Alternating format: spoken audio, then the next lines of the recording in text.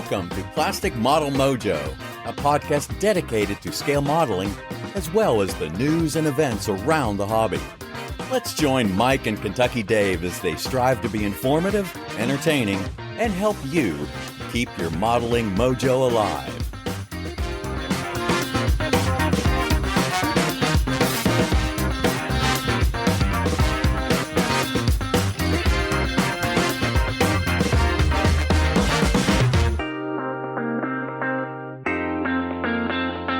How you doing, Kentucky Dave? You ready for episode 82? I am indeed. How about yourself? I guess so. We're here. Yes, we are.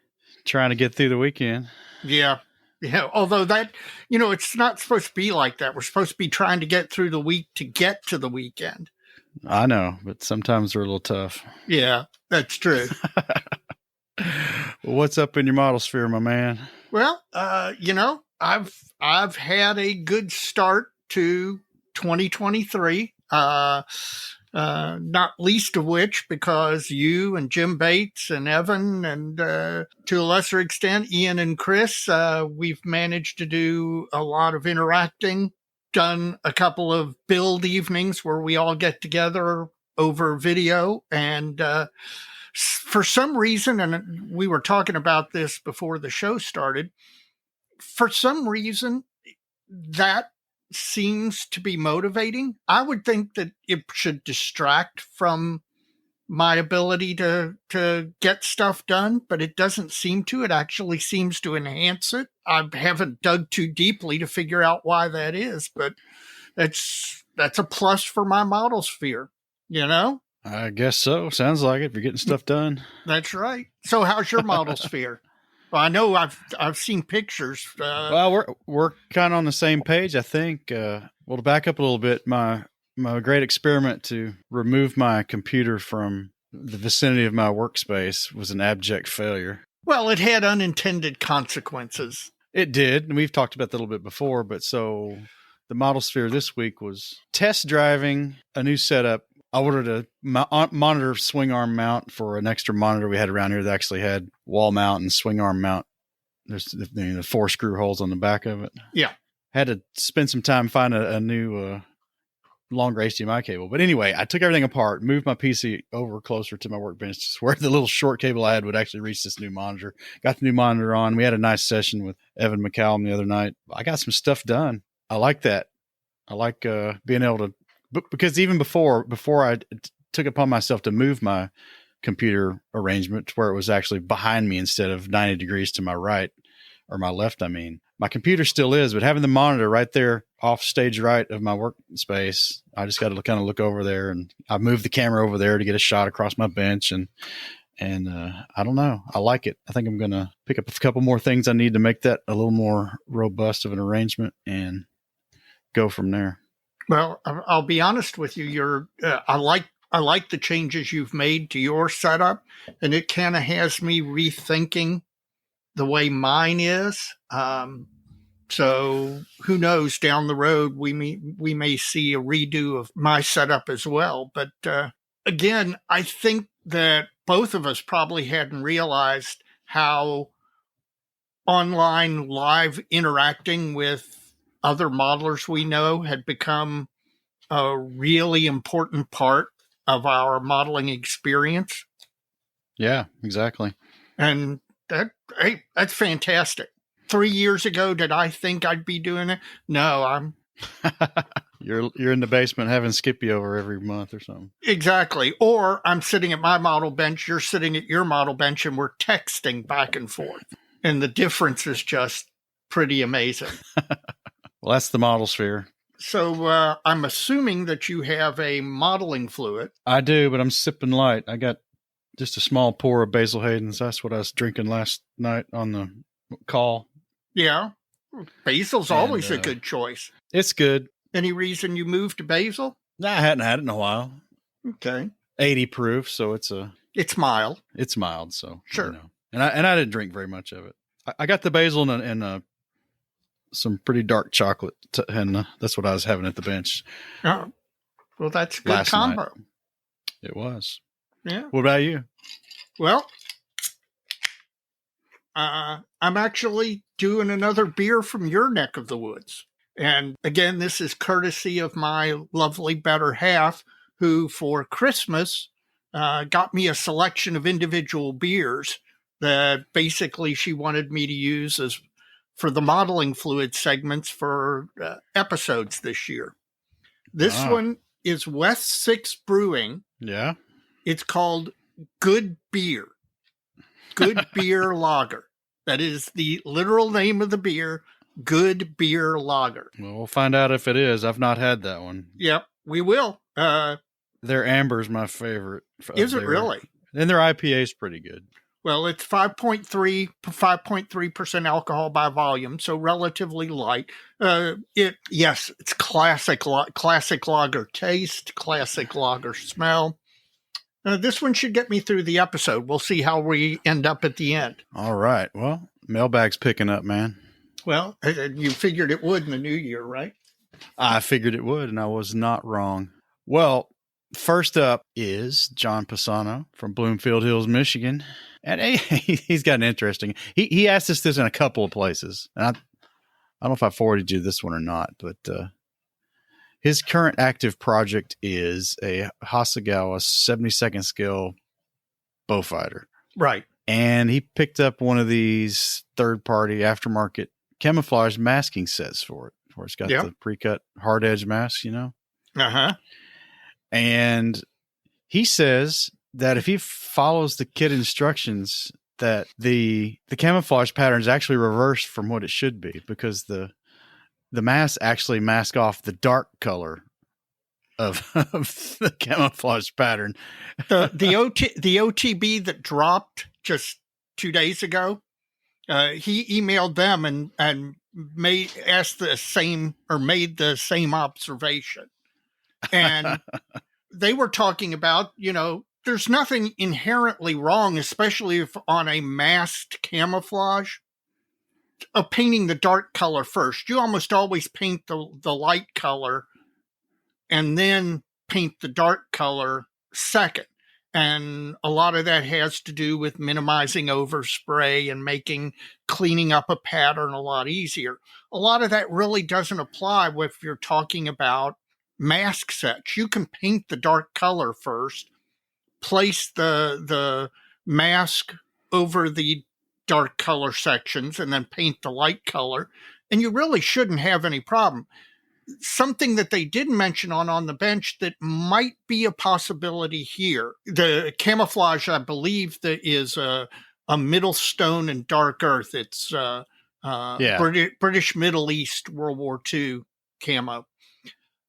I know on Hurricanes and Spitfires in the Battle of Britain, they had an A scheme and a B scheme, and the colors were reversed depending on if you had an odd or even serial number on the aircraft. And this is something, if you're doing Battle of Britain aircraft and you're doing a particular aircraft, you have to pay attention to determine which parts of the scheme are supposed to be brown and which parts of the scheme are supposed to be green, because, again, based on the particular serial number, they flipped back and forth. I don't know that if they did that for the Bowfighter. If they did, it is quite possible that you could paint the light color or the dark color and then mask, depending on what particular aircraft you were doing and if it had an A scheme or a B scheme. Now, there are modelers, particularly modelers in Britain, who know this stuff backwards, forwards, sideways, and upside down. So I am waiting for one of them to listen to this and reach out and tell me, did indeed, by the time they got to the Bowfighters, had they stopped doing that A scheme, B scheme swap and there was only one scheme? Or is it possible that that's an explanation for what we're seeing here? So I don't know. Or it's just a gaffe. I have to wonder if these mid-east schemes were painted in theater, were factory painted. I think they were factory painted. I don't know. Yeah. Never thought about it that much. I'll tell you one other thing, though, to round this out is with all these contemporary painting techniques, all the marbling and pre-shading and stuff, it might actually be advantageous to paint the dark color first. That is possible. I hadn't thought about all the variations of that. You are given, if you're going to do marbling, pre-shading, post-shading, or whatever panel effects or whatever modern technique it is possible that there could be advantages to painting the dark color first. I just hadn't thought about it. So while it does seem kind of contrary to present wisdom that you usually hear, just as a general note, painting the light color first is easier. Yes. That's no hard, fast rule. So True enough. All right. Good one. I'll have to go. I get caught up on OTB and see how they handled it. And I think he asked me this a while back. So this is to John and everybody, just general. One more thing while I'm thinking about it. If somebody sends me an email and I don't get back in 3 or 4 days, it's probably because I'm just sitting on it for the episode. Yeah. So especially if it's doesn't seem like it's time sensitive. Yeah. So I think I've had John's for a while. So John, didn't mean to I wasn't blowing you off. I was just saving up. All right. Ricardo Antonio Montez from Honduras. Yes, our correspondent from Honduras. Yeah, he's about the third time he's written in. Yep. Well, he's wishing us a belated New Year and wishes us well for the show. Thank you for that. Same to you. Now, he says his mojo has been very low lately because he's been, quote, captured with updating his postage stamp collection, which includes a lot of aviation thematic stamps. And this is interesting. Updating his Lego Classic Space collection. Now, I don't know how familiar you are with Legos, Dave. But, God. Not only am I familiar with Legos, I'm so familiar with Legos that I know what Lepin is. Well, let me ask you this. You know the little minifigs all the sets have in them now. Mm-hmm. The little posable ones. Right. Well, this Classic Space set that was introduced in the late 70s was the introduction of those little figures. Oh, was it really? Yeah, they didn't exist before this series of Legos. This is the first thematic set that a Lego ever did, I think. And it was kind of tying into all the sci-fi, space, Star Wars, Battlestar Galactica, Buck Rogers, all that was on TV and at theaters. And so they kind of had this generic, it was a really big collection too. So he's got his work cut out for him. You're bringing back memories of Aaron Rodgers in a gold lame jumpsuit. That's Aaron Gray. Or Aaron Gray. Damn, you're right. Well, that's what he's been doing, and he thinks he'll get back into the plastic model soon enough. But, well, thanks, Ricardo, for writing in from Honduras. Yep. Good luck with your Legos, and don't step on them in the dark in the middle of the night. Oh, absolutely the worst. John McAvoy, he hit me up this time and not the Facebook Messenger. He went back and listened to episode 21 again, T-34 Mythical Podcast, and he was curious if anyone had fixed Cyber Hobby's 1942 model STZ T-34. And because he sees Dragon has released it again in 2022. Well, the short answer is no. Nobody's fixed. They've not fixed it yet. The recently defunct, again, TMD Tiger Model Designs had a full kit. Full kit made out of resin. Yeah, full resin kit of an STZ that came out not too long after that Dragon kit did. And he's exactly what is the issue with the upper hull? I'm pretty sure it's too short. I think that's the issue. It won't fit the lower hull without a lot of work. Huh. And wonder how that happened. If you can, well, they had design team A doing this part and design team B doing this part, and they never built the thing. That's how that happened. The money grab. Gotcha. I am surprised that there are not multiple kits of that version, given how iconic, given the history of Stalingrad and all that stuff. I am just surprised that every armor kit manufacturer doesn't have that version of the T-34 as their T-34. I understand it might not have been built as much as other versions, but still. I think that thing's so nuanced that people are scared of it, possibly. Well, that would make sense, especially if if the references are not 100% clear.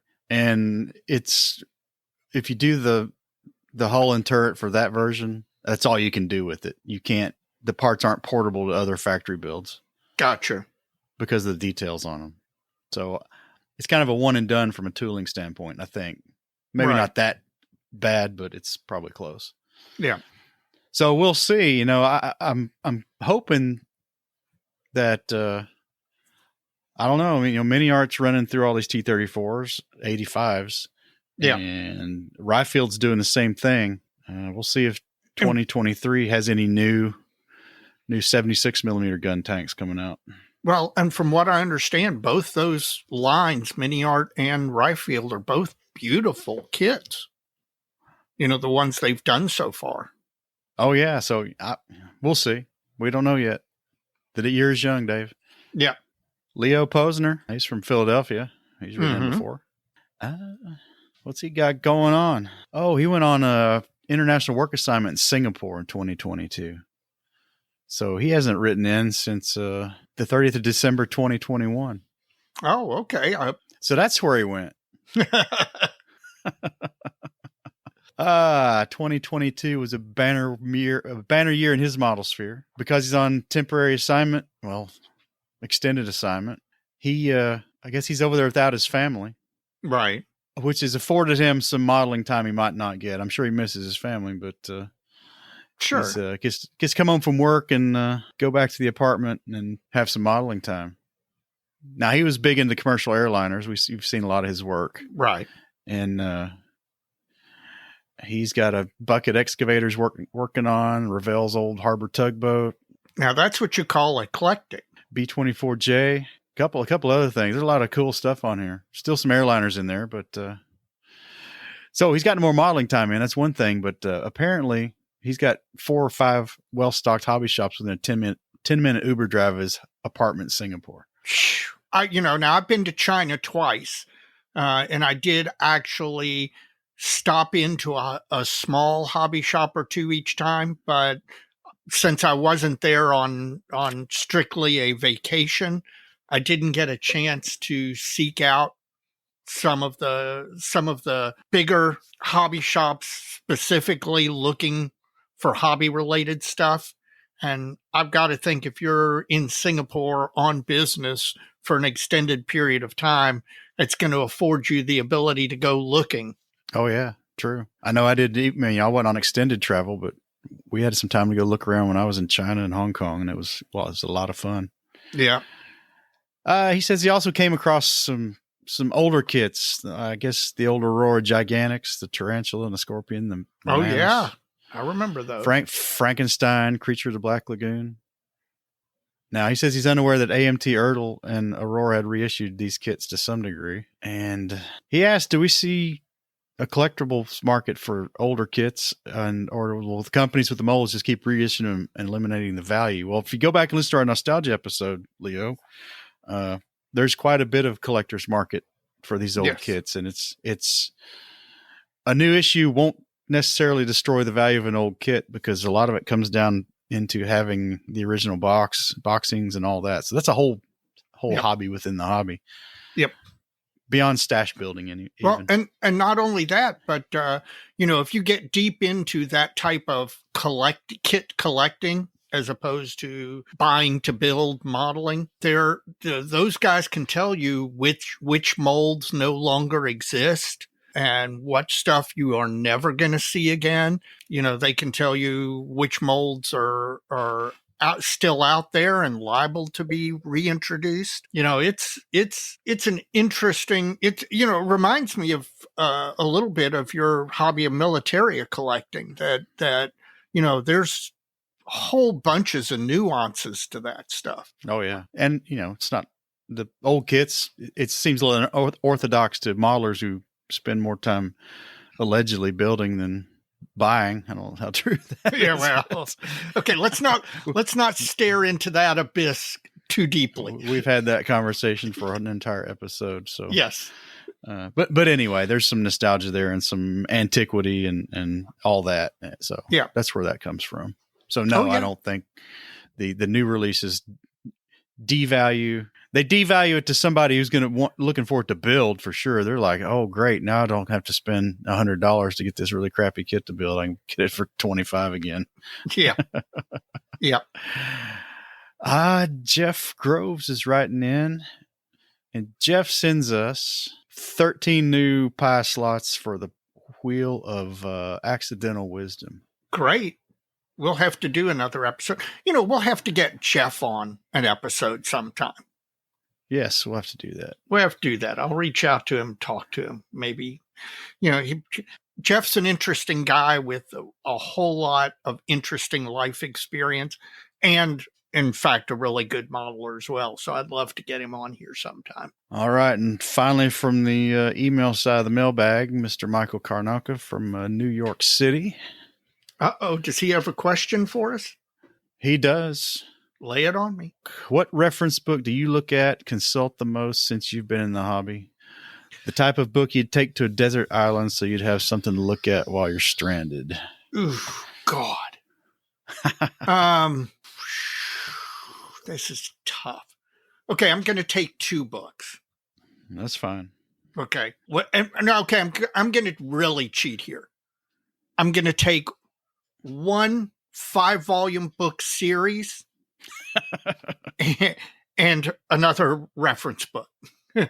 Actually, I'd like to take 2 series. No, there's a 5-part series called The Encyclopedia of Aircraft Modeling Techniques by Diego Quiano, put out by MiG Ammo. And it is, as a series, probably the modeling technique book that I have learned the most from.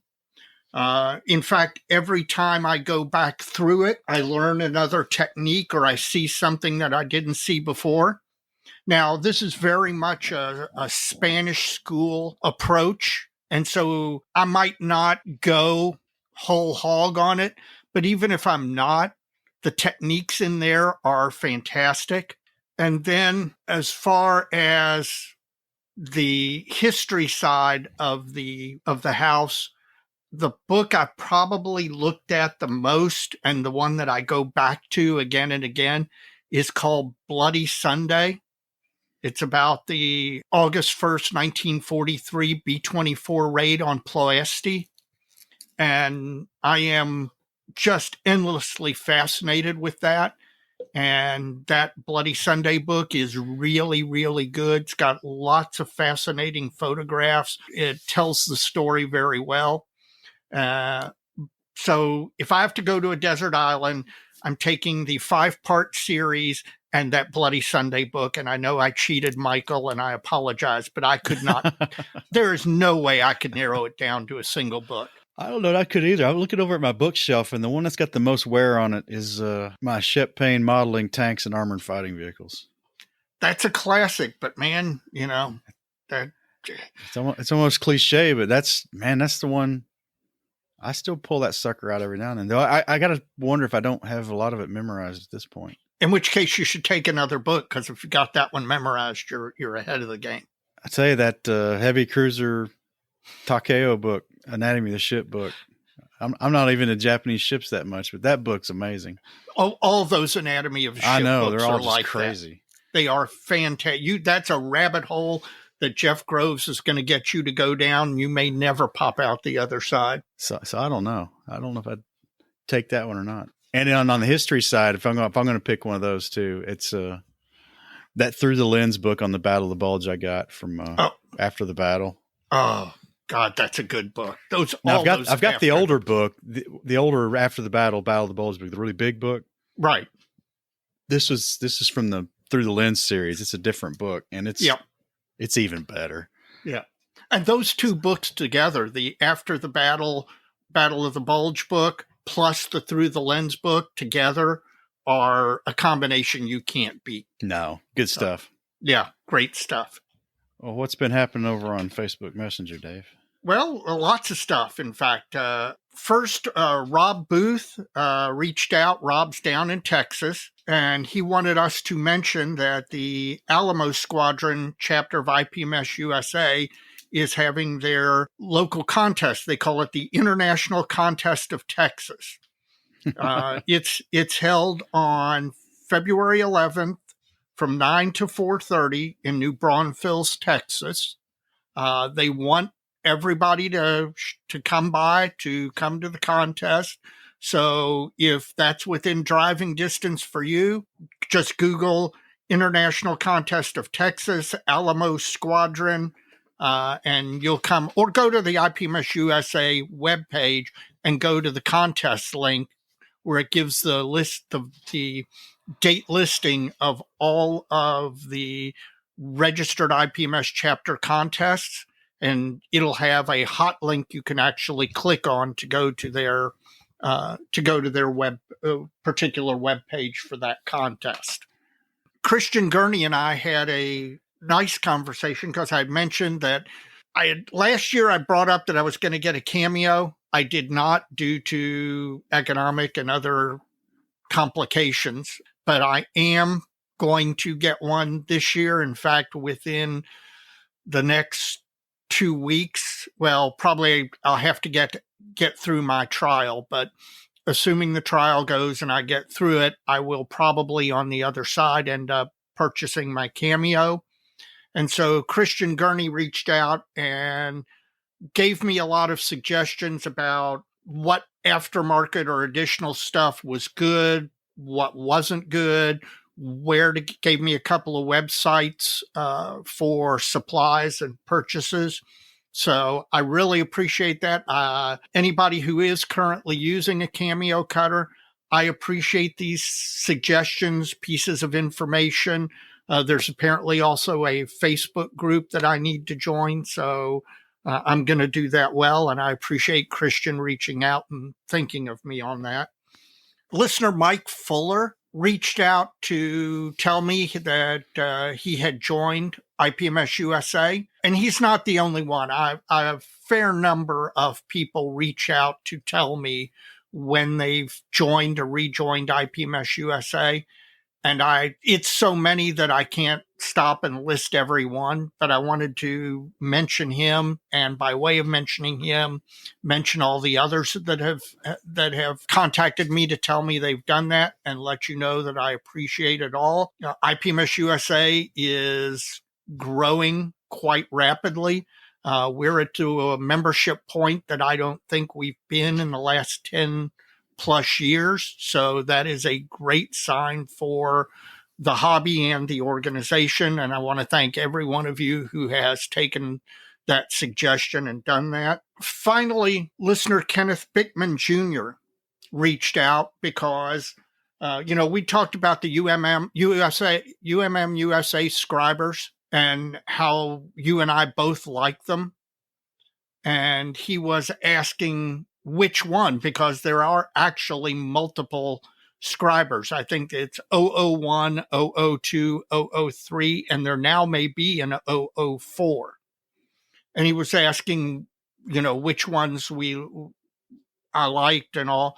And I told him I had all of them, 1, 2, and 3 recommended. I know that Dr. Miller at Model Paint Solutions carries all 3 of the ones, or now if there are 4 of them, he may carry all 4 of them. They each have their usefulness. They vary in size and shape slightly, and so one may be a little better for a particular job, and they're not hugely expensive, so it's worth getting all of them if you can. So I pointed him to Model Paint Solutions with the suggestion that he buy as many of the different ones as his budget allows, and he'll find that they all come in quite useful. Got anything else? Nope, that's it. Well, folks, keep it coming. We love the mail. Keep the mail coming. Keep the Facebook messages coming. If you want to send us an email, keep Mike in the game. Not send it all Dave's way. You can do that at plasticmodelmojo@gmail.com, or throw Dave some at Facebook via the Facebook messaging system. And depending on the topic, sometimes that's me too. But yes. Yeah, you're fielding most of those, right? But if you want to reach out and it is a topic particularly for Mike, just reach out. And when I see them and I see one that is one that Mike would would be much better answering. I always shoot him a text or something, say, hey, go look at this when your input is needed.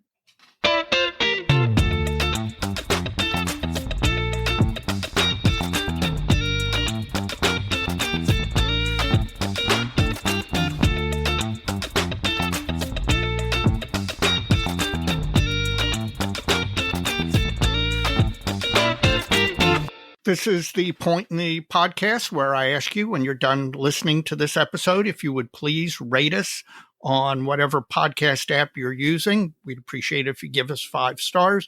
Helps drive the visibility of the podcast and helps gain us new listeners. In addition, I'd again ask any of you who do listen, who've got modeling friends out there who aren't listening to the podcast, recommend us to them.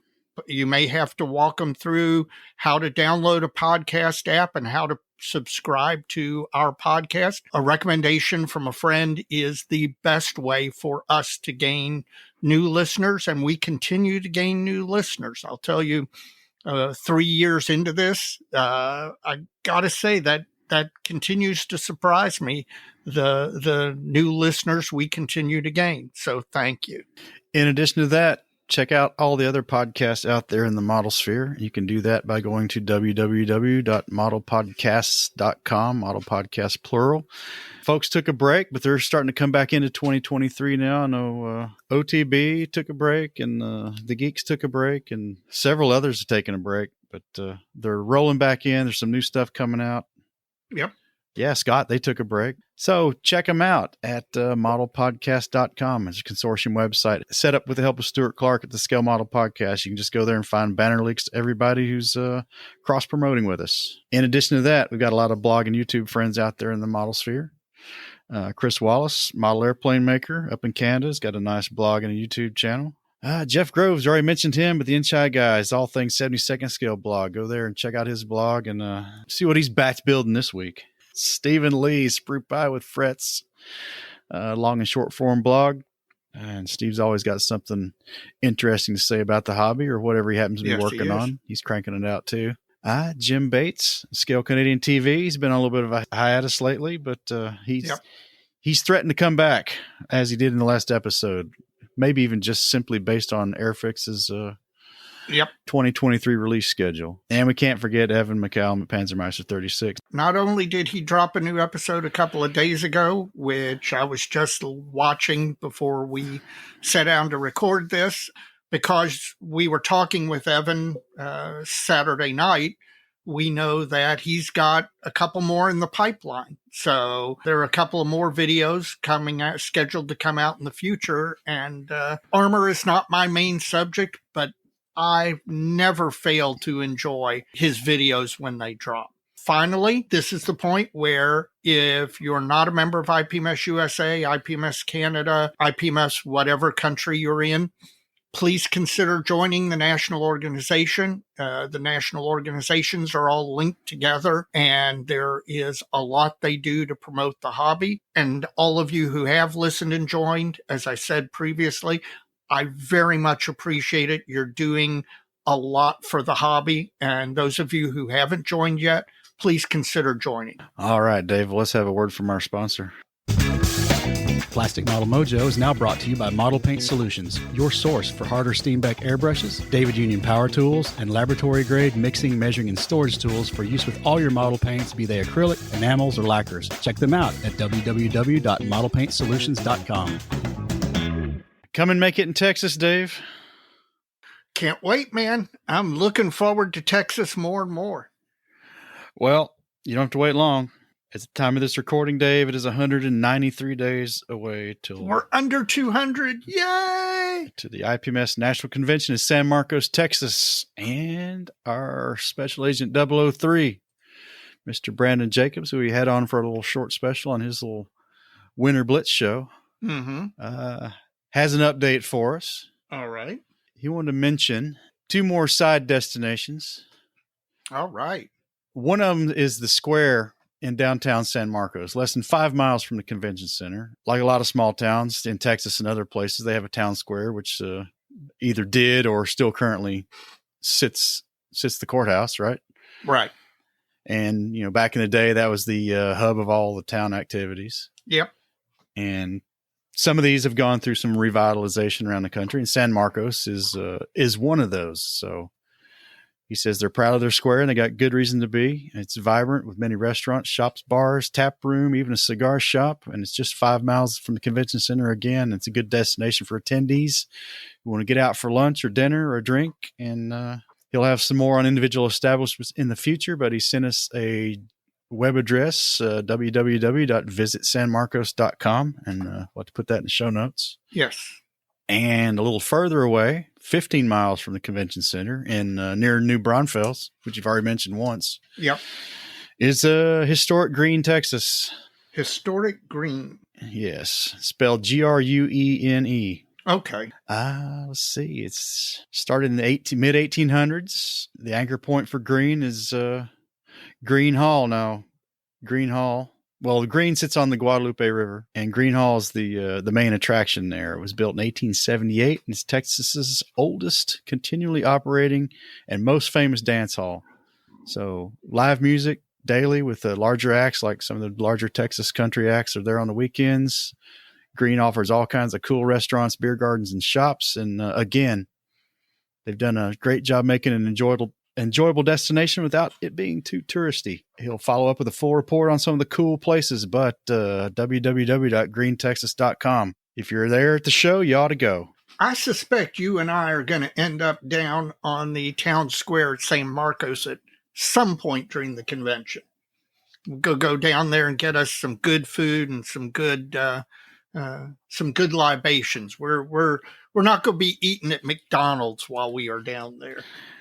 Well, and then the other was just 15 minutes. Gosh, it took us 15 minutes to get to the steakhouse in Omaha. That's true. That's true. So, and tell me that wasn't well worth it. Oh, it was well worth it. Oh, man, that was fantastic. Well, until next time, that's the update for Come and Make It in Texas. Well, I've got a little story that kind of relates to this. Okay, go for it. Back in 1980 or 1995, the IPMS National was in Albuquerque, New Mexico. And I flew out there, tied it into a vacation to see the Grand Canyon, which I'd seen before, and then the Painted Desert, and do some of the go up to Santa Fe and all. And the Tex-Mex food out in New Mexico was awesome. But the only problem was it was so good that when I came back to Kentucky, I couldn't eat Mexican or Tex-Mex for like a solid 6 months because it just was not comparable. I suspect the same thing's going to happen when we go to San Marcos. Well, we'll see. We won't be there that long, hopefully, to get used to the too spoiled by the food. Well, that's true. But it could happen.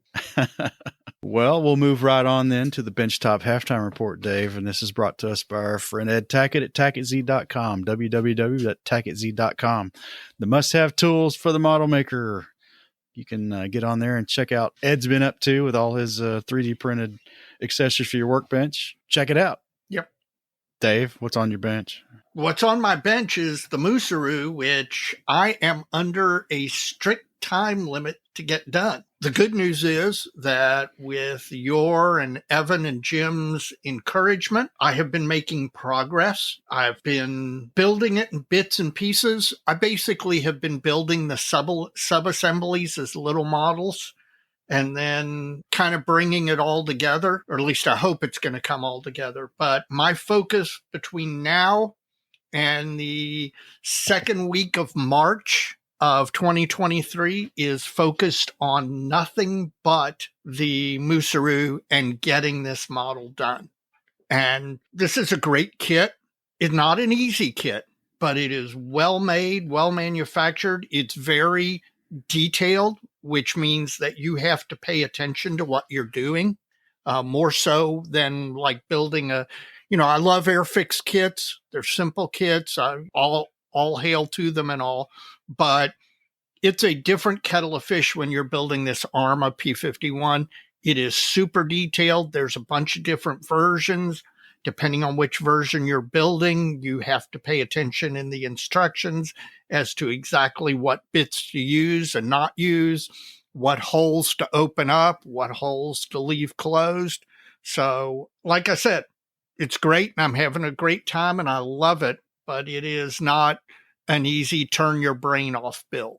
So I'm focused on the answer to your question for the next 2 months is going to be the ARMA P51. So how about you? I've been busy, man. I've been, I know, I've seen it. Bunch of railroad tracks for the KV-85. So you're doing model railroading in a completely different fashion. That's right. That's a good way to put it. Yeah, I've crunched through that. I'd hope to get it done over the Christmas holiday. That was kind of my stretch goal, but I didn't even get close to that. So over the mostly over this weekend, I've been chipping away at getting the texturing on the ties I've talked about in past episodes. And then last night I keyed up the bench, turned on the music, and got started on it. And then about 9:00, we had our little powwow with Evan and you on the video chat, and I just kept chucking away at it. And I was putting railroad spikes in while we were talking, and I don't know, about an hour and a half, I had it all done. So now I got to figure out how I'm going to paint them. Yeah, that's going to be fun, and then start posing the base. When we were video chatting last night, you actually did have the tracks, and you had the lower hull of the KV-85, and you were playing with how the interaction might go, and you've clearly got a lot of options there. I do, and I've been watching the incoming material at work for something to come in new that had like some really thin styrofoam sheeting in it, under a 1/4 inch. Right. You know, usually if you get a computer monitor, a flat panel TV or something like that, there's a sheet like that in there. Yeah, right? Real thin sheet.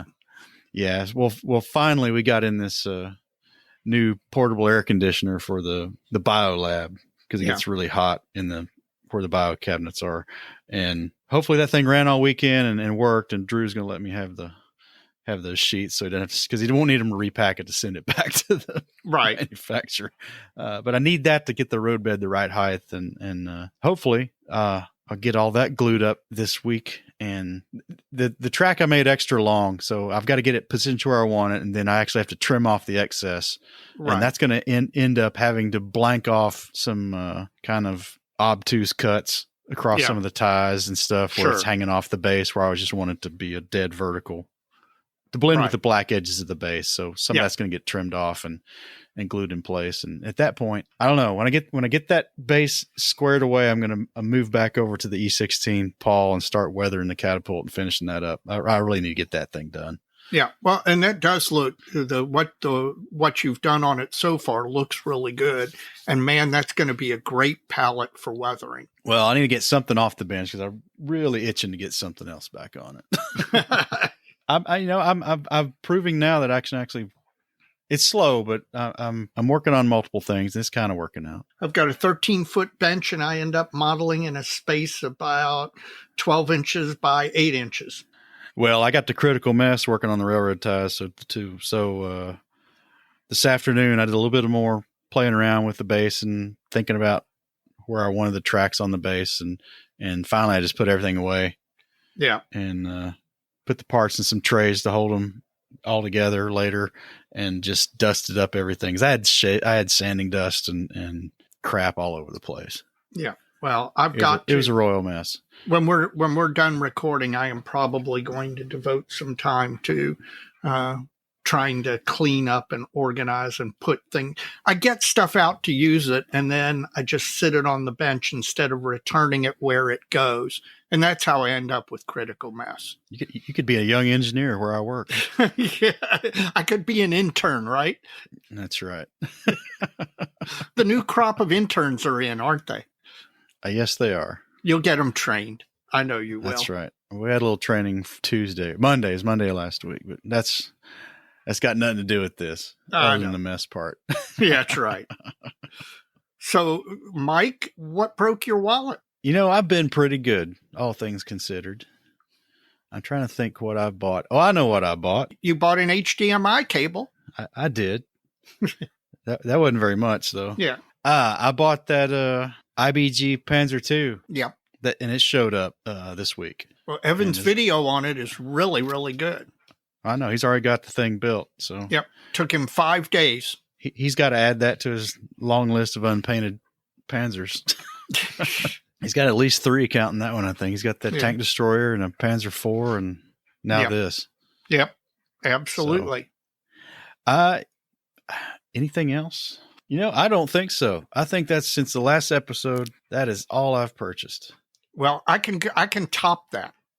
Since the last episode, I have not purchased a single model, single book, single tool, or no, I take that back. I did buy a book. I bought. You almost said it. Not even a book. Not even a book. That's not true. I did buy a book on the operations in the northwest coast of Australia in early 1942, one of the special subject areas of mine. I did buy a book. Other than that, I have not bought a kit. I have not bought any supplies. I did buy that one book, which is a history book, but it's also great modeling reference. But other than that, no. Now, as I mentioned previously, I am in the next 2 weeks going to make a significant modeling purchase. Now, not as significant as your 3D printer, but significant enough for me with that Cameo 4. I'm hoping once I get it, I can get up to speed fairly quickly. Again, I'm like you. I don't want a new hobby. I don't want this thing to turn into, oh, great, now I've got a new hobby, which is cutting stencils. I just want to learn what I need to learn to use it and then use it for modeling without becoming a complete subject matter expert on the Cameo cutter. Well, good luck. I look forward to getting that. Yeah, you and me both. I'll probably end up with one myself at some point. Or if you've got one, why would I? Yeah, why would you? I'm not buying a 3D printer. Okay. Can't say I blame you. Yeah. Anything else? Nothing?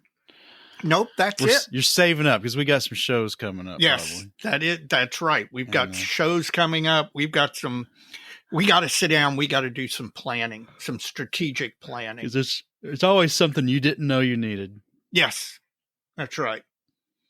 And I'm sure the shows coming up, we're going to be doing some buying. Well, I guess we're going to have a word from our other sponsor then, Dave. You got it.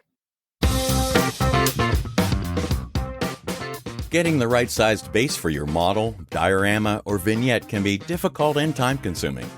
Bases by Bill has the solution with their all new custom sized display bases. Offering sizes of 4 to 30 inches, you choose the dimensions you want and get the size you need every time. And they can laser engrave the base with a unit emblem or text, all to your specifications. Better still, shipping is included within the lower US 48 states. Built by modelers for modelers, Bases by Bill has bases and display cases for any type of model and for any size.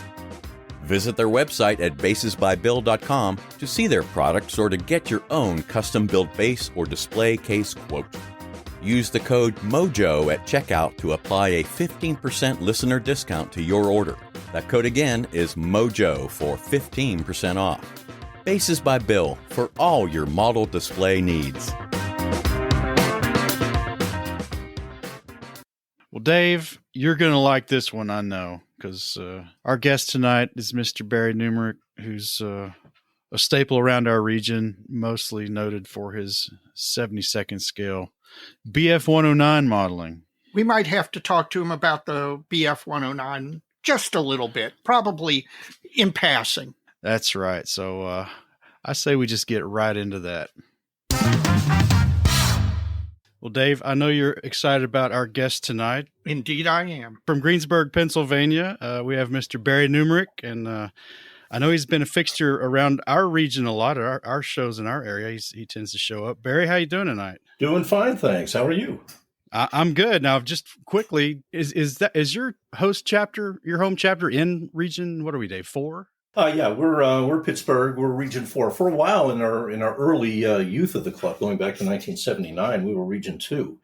But then we petitioned to be portioned over to Region 4, and I've been there for years and years now. Our club started in 1976, and your club and our club have something in common.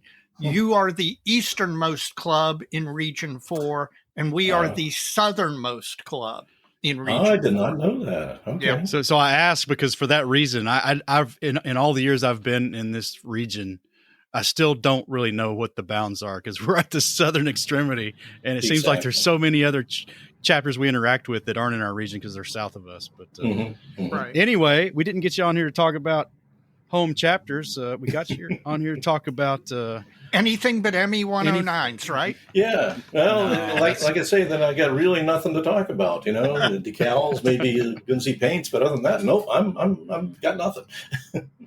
All right, let her rip, Dave. Just to set the background for everybody who may not be familiar with Barry and Barry's work, I know you've seen him all over the Region 4. You see him at the Nationals. He's almost as much of a fixture as I am there. But Barry has a special interest, maybe a love, maybe an obsession. I don't know. We'll ask him to define it. Barry builds ME-109. He knows more about them than anybody I've ever met. I'm sure there are a few people in the world who know as much as he does on the ME-109. And I don't know that I've ever run into a modeler who is so focused on a single aircraft. Not that you don't build other stuff, and he does. What was it that just got you so interested in the ME-109? Dave, I've wondered about the origins myself. It's always been there since I was a wee lad, building models with my father, who was an Air Force pilot in training at the end of World War II. He was in AT-6s, getting ready to transition into Mustangs and go to the Pacific. But thank God the war ended before he did that. But he was a model builder and got me interested probably at the age of 5 or 6. And for whatever reason, I just would see a magazine or a book and see a photograph of 109, and it just captivated me. I really find it hard to put my finger on what the origin was or what the cause of it is to last really this long. But I've always loved the look of the plane. I've always loved the schemes. And the schemes and the nationalities you can build a 109 model in are virtually endless. And it kind of sprung from there.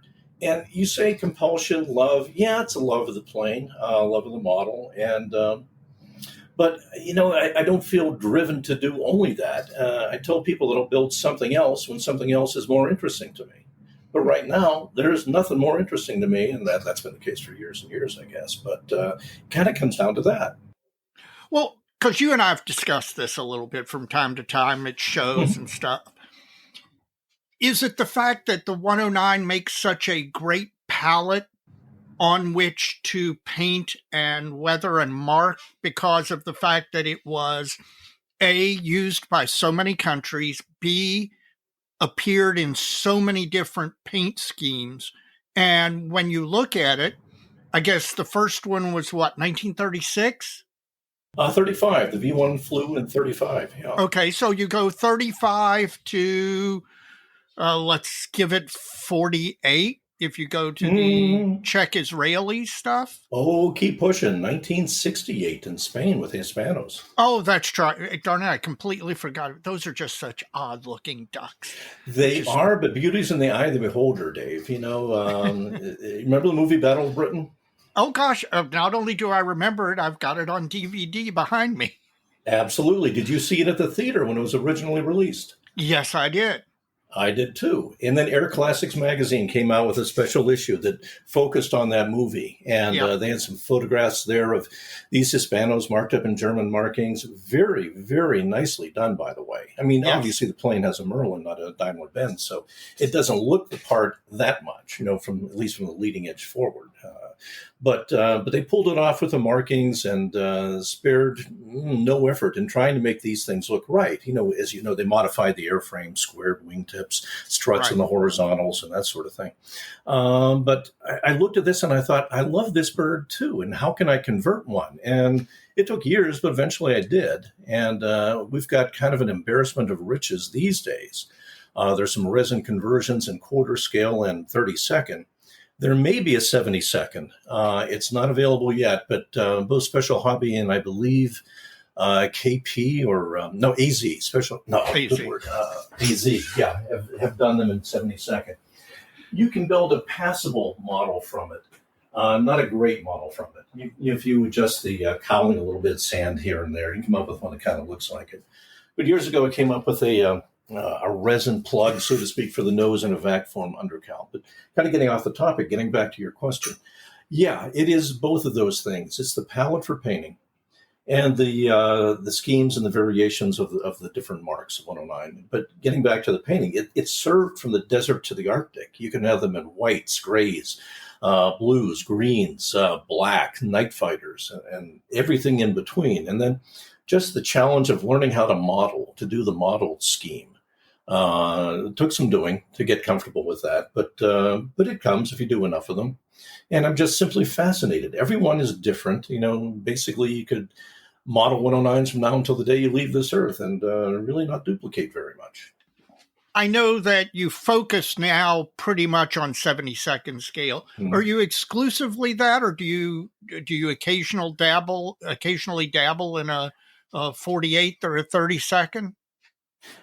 Interesting, Dave. Yeah, in the past, I've gone back and forth between 72nd and quarter scale. And I debated whether to build the collection in 72nd and quarter. And it basically came down to what manufacturer came out with a good kit of what variant next. And this goes back to the early Hasegawa 109Es. I remember seeing those things advertised with the Kawiki artwork and thinking, my God, this is going to be wonderful. When it came out, got it home, it was less than wonderful. The nose was misshapen. There were some things here and there that just really didn't look right. The landing gear, the oleos, as you got down towards the wheel, they were like Popeye's forearms. They got wider instead of narrower. What are you doing? So then they announced that they were going to fix that. And they did. They made some modifications, but it still had some errors in it. So, okay. So the best E was in quarter scale. I thought, okay, let's build a few of these. And I did. Then Tamiya came out with theirs, and they made the same mistakes. Far too angular in the initial issue of that, and the nose, and a few other things just didn't quite look right. And they came back and revised it. So kind of like hopscotching each other with that. So the E's were available. And then I guess it was earlier than this, actually. Revell came out with a quarter scale G10, which I absolutely fell in love with. That was in the, I believe, late 70s. I think it was. And it was a very, very nice kit. It was modeled after the actual plane in Chino, California at the Air Museum out there. And I had seen that aircraft. I had relatives in California that I used to visit. And I actually seen the thing and got this kit home and was just in awe of it. I thought it was magnificent. By today's standards, it's crude. The shape is not bad. And for a nostalgia build, it's still a lot of fun. But, quarter scale had it running there. But then the 72nd started to come out. To me, it came out the 72nd E4 and E7. And then after a while, fine molds. An angel sang, fine molds and nuts. And they came out with a series of 109s. And they began with the F2, then F4, then G2, G4, G6, G10, which is one of my favorite variants, and finally the K4. Now, whoever did this, it was a labor of love. The tooling artist at Fine Molds knew the differences and the subtleties between an F2 and an F4, the rounded wheel wells on the F4, the narrow prop blades, and what have you. Then when you got to the Gs, the deeper oil cooler underneath the cowl, this larger supercharger intake, wider prop blades, different wheels and the rest of it. Went to the G6, and I thought they absolutely nailed that. And finally, the G10, really, really a nice job on the G10. And I'm looking at a stack of them right now, as a matter of fact.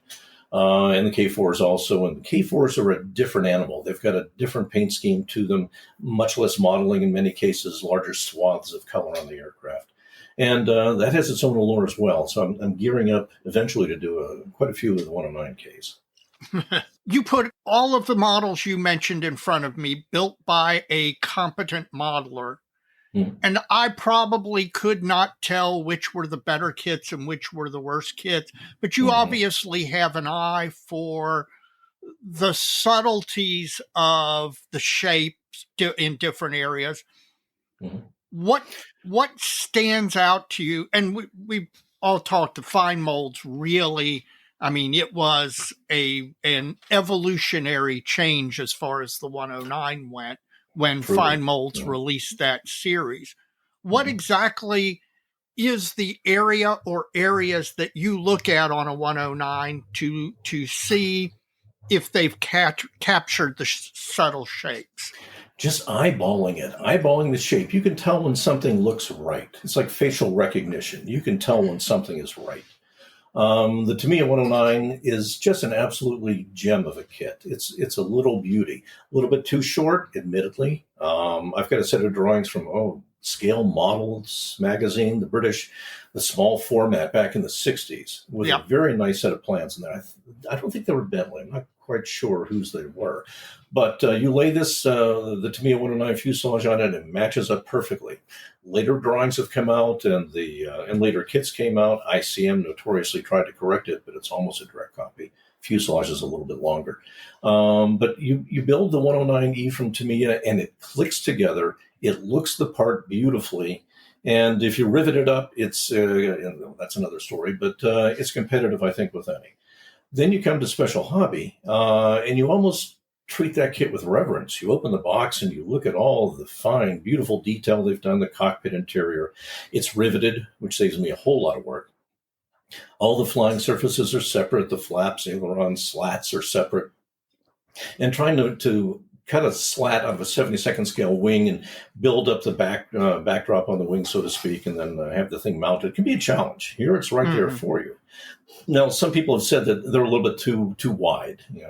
Okay, I can live with that. Some people put a little strip of plastic in, sand it down, and reduce the depth, so to speak, of the slat. I can live with that. That's not really something that bothers me. But when you come down to it, both of them have their shape issues. The Tamiya kit might be just ever so slightly undernourished in the nose. The Special Hobby kit is just ever so slightly beefy in the nose. And as you're well aware of, on the 72nd scale aircraft site, one of our Czech friends has really gone to town with correcting the Special Hobby kit. Oh, He's yeah. done surgery on the undercowl and all the rest of it, and he makes it sing. I've not done that yet. I've built 3 of those and have a few more that are underway here. But both of them, I think, are nip and tuck as the best 109E. And what it comes down to, again, just simply the shape, Dave. Well, you mentioned you have several in progress. Now, do you normally do that where you're building, do you batch build 3 of the same kit, 3 fine molds G2s or 3 Tamiya G6s or whatever, or do you tend to build an early 109B or C and then a 109K? How do you like hopping back and forth, or are you more focused one model by model? I mean, G2, G4, G6 at a time. It's nothing so specific as that, but it's a very interesting question. I would love to be able to batch build like Jeff Groves. I mean, the man can turn out 11 of the same thing simultaneously. I would go insane. I can't do that same thing that many times. I can do 2 or 3, and it's kind of settled into about 2 at a time at this point. But it's not marrying an early with a late. What it comes down to more than anything, though, is I do enjoy going to shows. And when you go to a show, you like to exhibit. Well, to avoid fratricide, you have to spread it around a little bit. You have 3 in the same category. 2 of them are not going to compete. So to do that, build a military version, build an out-of-the-box, now BKB, basic kit build, or a civilian or conversion or those sorts of things, or an allied and an Axis, if the show is large enough, it can be split that way. Right. So I tend to do that. One term I really don't like is Shelf of Doom. I think that's an insult. I call them running starts. And I've got any number of them. If you're doing landing gears, let's clean up a couple more. If you're spraying cockpit interiors And to me, the Polyscale RLM 66 is just pure gold. I love that paint. Unfortunately, it's gone. I will buy every bottle I can find. I was about to say, what are you doing for that? Because I found some on eBay for $15 a bottle, and I did spring for a couple of them. Oh man! Wow. But the beauty of Polyscale is you can spray it, but then touch it up with a brush, and it's indistinguishable. You really can't tell. Yeah. And I don't know of another paint. Some people say AK will do that. I don't have experience with AK to be able to say. But we may get into this, but I think Gunzi is God's paint. Gunzi Sangha translates as God's paint to me. That's a whole nother story. But to get back to your question, it's 2 at a time, and I'm comfortable with that. That's enough where you can have some economy of scale by doing it twice, having the airbrush out and spraying 2 of them at the same time and that sort of thing. Beyond that, just diffuses it a bit much, and I'm too much charging towards the finish line to really go that far. Now, is your ultimate goal to build one? Well, I've accused you at more than one show of attempting to build every work number ever in existence. 33,000, yeah. More seriously, are you really attempting to build one of every type, subtype, and prototype? Yes. Okay. Simple answer is yes, and also every marking that every nationality that they flew in. And I think right now about a third of the collection is non-German. Everything from Japanese, captured British, French, American. I haven't done a Russian one yet, but that will come at some point. All the Axis allies, Romanian, both before and after the armistice. Finnish again, both before and after. One of my favorites was right after the Tamiya kit came out, and it is a little gem. Doing the Cantacuzino, I believe is how the man's name is pronounced, the ace who basically flew the highest-ranking POW in Romania back to Allied lines and painted U.S. markings very crudely on the fuselage and the wings, with the American flag on the fuselage. Yeah. Recently, I discovered there's film of that. Right after the thing landed, there are some Air Force, Army Air Corps personnel wandering around that bird and actually touching the paint on the stars and then rubbing their fingers together. It was still wet. So the paint actually streaked back with the airflow from the stars. Yep. And Exito decals had done that, and I use them. They're printed by Cartograph. They are absolutely gorgeous. And they actually represent the paint flowing back from the stars and, the sloppy way that the stripes were painted on, and one more stripe on one side than the other and whatnot. But it's a tour de force of both painting and markings to put all that together. And that was a very fun build. I enjoyed that one. Now, when you're building that many ME-109s, obviously you don't lack for decal sheets. Correct. So I assume that in addition to buying every 109 that has ever been kitted, and I mean that not one of each type, literally everyone. Yeah. Barry and I and a couple other people were at Cincinnati show last fall, and we're standing around talking, and the subject of how many 109, 72nd scale 109 kits unbuilt Barry had came up. We were all asked to guess a number. We all guessed high, or what we thought was high, because, again, we were trying to overshoot, not undershoot. I don't think a single one of us came in over the number of unbuilt 72nd scale 109s you have. It becomes embarrassing, so I kind of quit counting them. I think in fine molds, the number is 117. AZ, there's a wall of them behind me, and I kind of doubt I'll ever build another one, but the decals are so darn nice. You buy the kit and you get a decal sheet. Problem is, when you buy them, you don't know whether they're in register, obviously.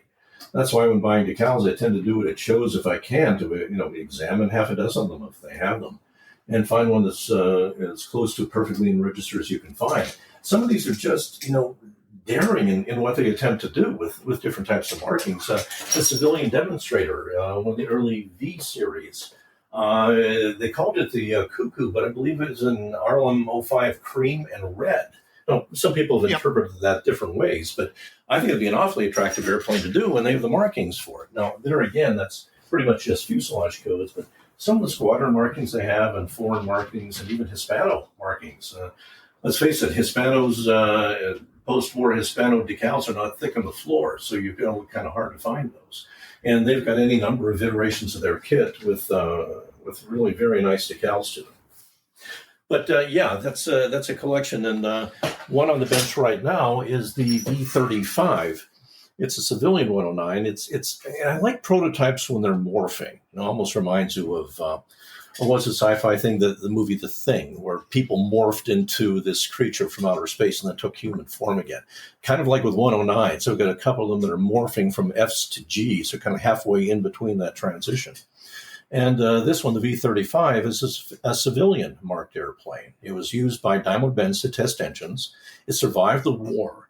So there are half a dozen or so fairly good photographs that show you the configuration and the markings of this bird. And I'm combining Fine Mold's F and G2 kits on this one.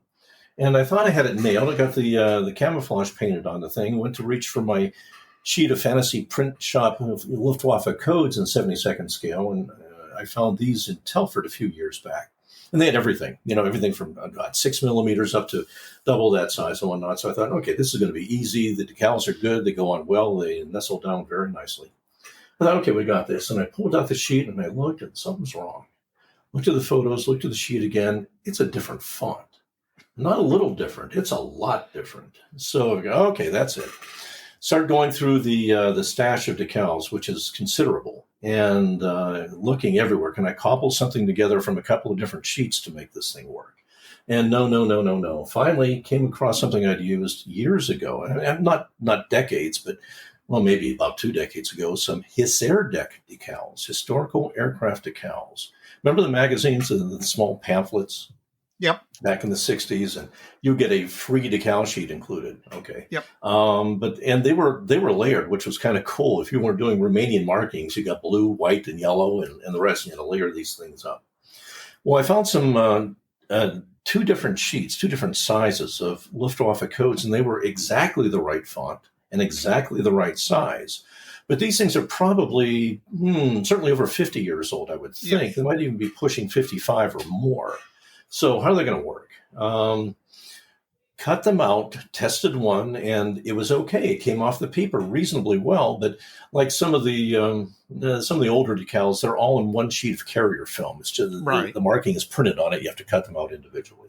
Okay, can you do this and make it work? And some of them are really sloppily printed. It's the code for this is DIWAU. No, WIWAU with a dash after the D. That's easy. Straight lines. You can cut those off fairly well. When you get to the D's, especially cutting out the center, and the U's with the curves inside and outside, I thought this might be a challenge. But I experimented a little bit, and the first D I put on looked okay. Put some Microsol on it. I was going to say, if you put Solvaset on that. Oh, yeah. Oh, my Lord. Oh, no. But even with the Microsol, it was on, it started to nestle down, and suddenly it starts curling up on every edge. It's like a spider on a hot stove. I thought, oh, no, please, God. And I didn't have that many of these. I've only got a certain number of shots with these sheets you're not going to find. So I thought, all right, what can I do? And I don't know why. I just thought, get some white glue, get some water, dilute it, and with a very, very fine brush, paint around the edges. And it worked. The decal uncurled itself. It sucked down onto the side of the fuselage. And I thought, okay, this might be a thing here. So I cut out the rest of them and put them on. And it was going really reasonably well. And I thought, okay, why don't you just stop before you even got this far? Get in touch with this guy at Omask. I believe is in the Czech Republic. Are you familiar with his stuff? Yes. I use them on a Hispano. Hispanos have weird things. The air scoops are painted blue on them. Okay, try and do that on something in 72nd scale. That's a challenge. But I tried his masks, and he's got them both in vinyl and in kabuki tape. Use the vinyl, and they are absolutely gorgeous. And he will do custom work. So I thought, okay, how long will it take to contact him, have him make this, get it back to me, use them before I really lose interest in this thing? So, no, let's forge ahead with this project. And it was again, kind of working. 2 nights ago, I put the D-I WAU on the wing, and I came down last night to continue with my decaling, and I looked and something wasn't right. Turns out I misspelled it. I had D-I-A-W-U. Oh, So this is a little side trip into modeling disasters. Mike, write that one down, because that may be a top 10. Mike, it gets better. Hold on, it gets better. So I'm using water and a rather stiff brush to try and peel it up. Some of it's coming, and then it starts to rip, of course. Okay, it rips into two pieces. I thought I might be able to save this, but no, there's a residue left on the wing, so I got to get that off. And it wasn't coming up very well, so I had a piece of tape, used tape, but I figured, what the heck? And I got that, and I put it on the model, and I ripped it off, and after 2 or 3 tries, the other letter came off. So both A and W came off. And I'm looking at the wing. There's something wrong here. There's a little bit of a sheen to this wing, and is it the gloss coat? No, I had used that piece of tape to mask a natural metal bird, and it took up some silver with it, which had been applied to the wing of the 109. So now I've got markings peeled off. I got a silver sheen to the wing, and a very limited supply of additional letters to work with. So you know how it is. I can let it go. No, I can't let it go. You make that decision in about 30 seconds. So out comes the airbrush. We spray the grays, the RLM 75 and 74 over on top of that. Gloss it up again. Get your Vinci GX100. Gloss it up. Let it dry overnight, and come back again the next day, and that will be tomorrow. Try and fix this. It gets better, though. I'm sorry. In the fuselage, I'm looking at the D here, and I thought, well, the Heserdec decal had a couple of Ds, and you used the wrong one on that side. So here we go again, ripping that decal off. And, fortunately, I didn't have to re-gloss and respray anything there, but the proper D is now on. I did that earlier this evening. This sounds like something I would have done, just forging ahead from memory, and not looking back to the reference and just thinking I know what I'm doing. And lo and behold, wow, that's upside down, or that's backwards, or that's the wrong one. And do you remember that Snickers commercial where the guy is putting the decoration on the end zone? And guy walks up and goes, "Hey, that looks really nice, but who are the chefs?" Yeah, exactly. Great googly moogly, I think, was his line after that. That was his tagline. Great googly moogly. Well, Barry, I got a question. Sure. Just curious, you've gone through your favorite kits in the stable of 109 offerings out there, and I was wondering, with the rate you build and the number you build, are you resolved primarily? And I know you do some riveting and probably some scribing and stuff like that on the exterior. Are you resolved to using basically what's in the box, or is there some favorite aftermarket that are finding their way into more of your builds now, or how are you handling that? Mike, what a great point. I've got a shelf behind me of aftermarket parts for 109s.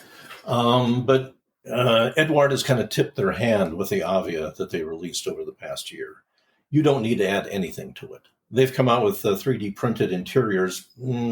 The cockpit opening on a 109 is about half a square inch, and I dare people look in there and see very much. Although, I do.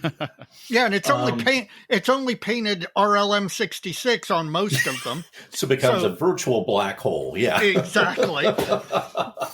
Yeah, but Mike, a great point. I do like to build out of the box. I call them palette cleansers. So after doing something that's very complex, I'll grab a Tamiya 109E or a Fine Molds G or something like that, and just kind of riff through it out of the box. And I think the quickest I've done is 27 days. I got one done in that amount of time. But yeah, I'll go back and forth, and I do love detailing. I love detailing cockpits, and I've done engines on a number of things. Not a 109 yet, although I have a couple underway that have engines. But again, this is all becoming moot because Eduard is going to release all this stuff. If you remember the Nationals at their stand, one of the upcoming previews they had was a 3D printed Jumo engine for the Avia. Yeah. And this thing just blew my socks off. I mean, every pipe and line and, electrical cables and every detail on the crankcase and all of that was right there. And the thing has, a handful of parts. You can add some wires and pipes here and there if you choose. But the thing is just absolutely magnificent. So they will continue that. As you probably are aware, they've announced that the 109F will come probably around June. There'll be a double boxing of an F2 and an F4. And they claim that aftermarkets will follow, and there will be dozens of them, and will stretch out over more than 2 years. So the way I look at it, all this stuff that we used to scratch build, you will now have there. Just learn how to assemble the 3D printed parts, and you pretty much will accomplish much of what you used to labor over for hours and hours and hours scratch build. It's a game changer, I think. Well, I think that's true in a lot of genre of modeling. And Yes. I imagine that's probably welcome to a lot of people, because I know the 109 in particular. I remember the first time I ever saw a real one. What struck me was that it's not a big airplane. Oh, no. Oh, no, you strap yourself into that. You In strap fact, it around it's you. a nimble little thing. I mean, you could probably fit two fuselages inside a P-47. Absolutely, you could. Yeah. Mm-hmm. Mm-hmm. And so there's a lot of fiddly stuff there. So anything that you can get like that that's further down the road than folding up a bunch of PE and making it fit and all that, that's probably goodness. Yeah, the 109 was so amazingly tight in the cockpit.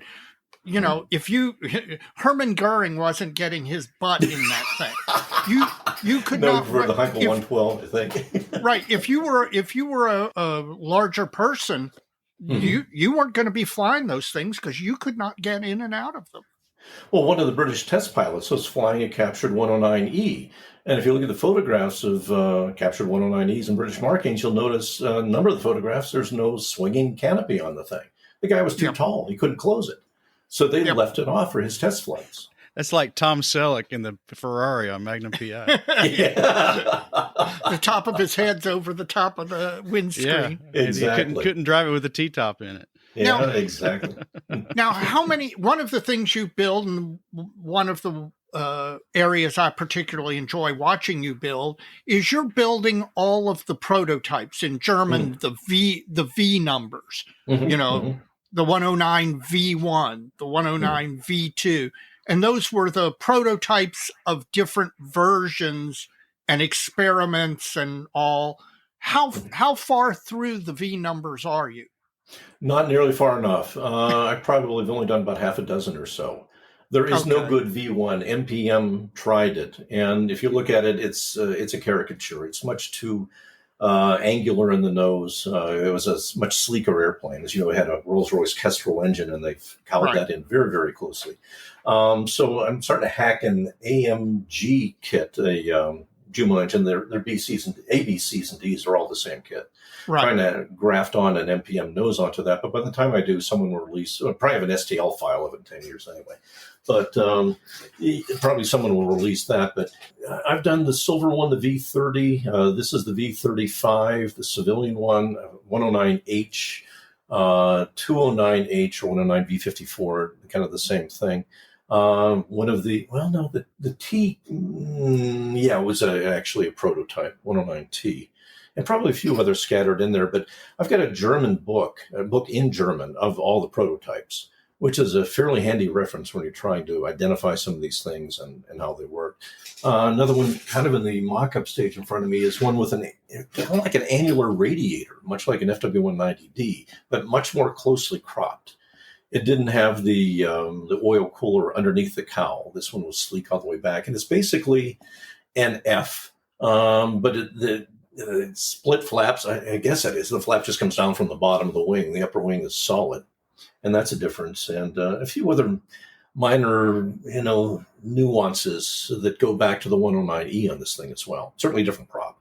Well, one of the ones that I remember you building from not too awful long ago was one of the prototypes. And the problem was there were only like 6 existent photographs of the thing. Yeah, that was the V30. The silver one. Is that the one you're referring to? Yeah, that's it. Mm-hmm. Just about 6 photographs of it, but enough to give you a feel for what they were doing. Again, it's a 109G power egg, so to speak, bolted onto a 109F. And it had some other characteristics of early Gs. It had a pressurized cockpit. So the rear head armor was an actual shelf on the back of the swinging part of the canopy, and had 2 little windows. Basically, there were wedge-shaped windows on the upper corners of this thing, which are kind of fun to do. I made those out of clear sheet plastic and made 5,000 styrene masks and just glued those on with diluted white glue, because tape, I couldn't cut a tape that close. Sure. But you can sand. You can sand 5,000 card to get it to the shape you want. And then beauty of it too, just take it off and put it on the other side. It's exactly the same thing. So you could paint both sides of this thing, RLM 66, and have those little windows pretty much made up on both sides. But that was a lot of fun.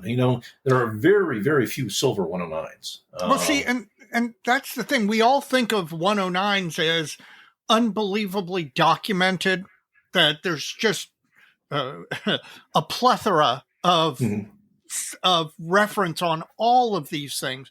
But even with the 109, there are particular subtypes, subunits, whatever, that there's not much documentation on. Well, consider how much was destroyed at the end of the war. Yeah. They didn't want any of that stuff being captured, so they just destroyed it all wholesale. And the thought was the archives, the photographic archives. And apparently there was a huge truck with just hundreds of thousands of photographs. It was just lost. If we'd had that stuff, we might have known what a 109 G10 versus G14 AS looked like a lot earlier than we do, and what the 109 Erla G10 looked like a lot earlier than we do. I think we're close now. Let's put it that way. Well, I know up in Cincinnati, you pulled up a photograph, and we were all looking at it. It was a 109, and we were looking at the underside because it looked like it was half painted black. I forget what the story was. Yes. Well, nobody knows. I've shown this to many of the luminaries, so to speak, in 109 world, Lynn Ritger and a few other people, and Jerry Crandall, in fact, and says, what do you make of this thing? And it looks like from the wheel well going back is painted black, and it angles out towards the wingtips, and just that one section of the underwing and the fuselage is black. I have no idea why. That's in the stash. By the way, I've got a running start on that one. I'm not calling it Shelf of Doom. I like running start. That's very, and Barry, you're so optimistic. You're a glass half full kind of guy. Well, when you misspell your codes on your airplane, you have to be optimistic. Good. But don't know what that is. But again, the endless variety of markings on 109s. They left the factory looking like this. Then in the field, they were modified here. And then parts were bolted on from somewhere else, or a replacement wing or something like that. And just more modeling on top of modeling. And one thing that's fascinating, when the Germans, I guess when they lost a plane, they lost a number in the sequence. As you know, they were numbered 1 through, I don't know, maybe 12, the typical Staffel. Right. What they would do if one was shot down, they'd paint out the next one, paint the number out, and put that number on it. So you see blanked out 2s and 1s painted there. Well, why not just put this pilot in number 1? Why do you have to go through all that hassle and very meticulously get your sign painter on and paint number 1 in that spot, or whatever the numbers were? That has always fascinated me. And I've tried to do that on a couple of occasions by making masks and suspending them off the model. Too hard to airbrush that in 72nd. Pardon me if I'm embarrassing you or revealing a big secret. The 109 is not the only Messerschmitt that you have an affinity for. And this is kind of weird, guys. I'm going to start up front. So you take the tiny little ME 109. I get the German stuff is not my specialty, but I get the attractiveness. I get the fact that they are beautifully, the lines of the 109 from early to late are beautiful. The color schemes are fantastic and unusual. I can understand that. Your other Messerschmitt love is an ME 323. Right. And Gigant. Yeah. And I do not, or 321 if you're going engineless, I guess. Precisely. Yeah. I do not understand how you can be an aficionado of both the ME 109 and the 321/323. Well, think about it. The 109 and 72nd has a 6-inch wingspan. The Gigant has a 30-inch wingspan, 180 feet. And it's a 3-story hotel with wings. How can you not love this thing? It is just so ugly. It's beautiful. And they're all green. They're all 70, 71, and 65 underneath. Some of the gliders got a distemper of white on top of them. But it's just the mechanics of the thing. How did they ever fly this? How would you ever get in it as a soldier and think this is going to get me safely to where I need to go? You didn't have a lot of choice, I'm sure. But it is just so daunting. It's so big, and it's also a canvas covered aircraft when you think about it. Here you have a 6-engine transport covered with canvas, wood at the floor of the thing, and they would be transporting horses or wounded or supplies or armaments, whatever the case may be. But it's just so ugly. I think it's beautiful, and I finished one. It was a prototype, curiously enough. It was the V-14 also, where they were trying to put engines on the glider and see if it would work. And they tried 4 engines rather. And I think 4 different configurations, 4 different prototypes. And the one that I chose was very much like the 323, but it was minus a couple engines and a few other different configurations and windows and that sort of thing. And that was fun, but I decided to do one right. And so it's now a running start that has about 3 months on it or so. But actually, there are 3 of them that are in that box that have running starts. And 72nd scale, there's only one kit of this thing. I was about to ask, yeah. And you have to admit how many of these kits you own. Oh, well, let's put it this way. I have weak will, and whenever I see one at a show at a good price, I buy it. So I think now it's 16. I think it went up from the last time we talked about it. But when you see geek for $20, you lose money if you don't buy it. You have to buy that thing. Well, yes, it has gone up because I think at Cincinnati the number was 15, and I was stunned by the number being 15. Well, when you're building this, you can experiment. If you have enough of them as scrap, you can try this or try that, make the wing fit together a little bit better. And, how can I get the aileron to fit or the elevator fit a little bit better on the stab and that sort of thing. But it's a challenge because you're always learning new things, and the interior photographs are not very thick on the ground. But HPM, or is it HPH, I believe, the short run fiberglass, basically 32nd scale models that come from the Czech Republic. Yeah. They've got a gigant. Oh my God. It's done. And I believe it's about a 5.5 foot wingspan. So I will save up my shekels and maybe send some money over to the Czech Republic you can't bring it back from Telford to be too big. And Mike, what they've done is they've represented the interior stations of the wing. There were flight engineers stationed in the wings. Yes. Doing a couple of the engines. And I got a couple of photographs of that, so trying to scratch that up and make it look reasonable with a certain amount of gizmology was a bit of a challenge, but I used their photographs of the prototype model as they were building it as some of my references. And now, you have influenced Mr. Hustad, and he credits you with bringing him into riveting. Mm-hmm. He is my hero, by the way. Well, and mine too. Now, I want to see him influence you into doing a diorama with a crated, folded up 109 being rolled into the interior of an open door 323. Who's to say that it didn't happen, right? Exactly. But Steve only models from existing photographs. That we do not have. Well, you could one-up him with his sheep diorama. You could build a gigant with like 24 horses coming out of the clamshell. Oh, now that you've got. Yeah, there are a lot of photographs of certain various livestock around 323s. Little scale doo-doo around them as well. I guess you could do that. It's like Noah's Ark. Yeah. You don't want to be the guy shoveling out the 323 at the end of the 6-hour flight. Hopefully they had enough hay in there because, those horses are getting a little bit nervous the way that thing would move around. Exactly.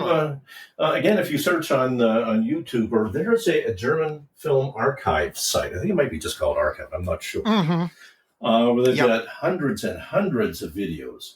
And if you search for 323, you will find some absolutely fascinating stuff.